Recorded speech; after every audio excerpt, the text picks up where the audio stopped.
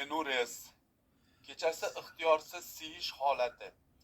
Bu faqat bolalarda emas, kattalarda ham uchraydi. Bu uyatli ko'rinadi, ammo aslida asab tizimi va nazorat mexanizmining muammosi. Bolada asab tizimi hali to'liq yetilmagan bo'ladi.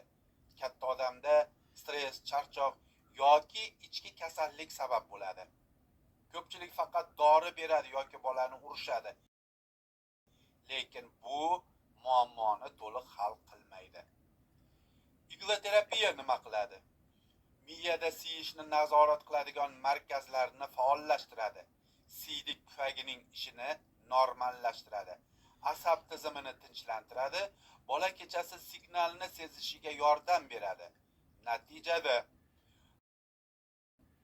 Natijada kechasi siyish kamayadi, sekin asta to'xtaydi. Nazorat qaytadi. Enuris davolanadi, esingizda bo'lsin. Faqat to'g'ri yondashuv kerak.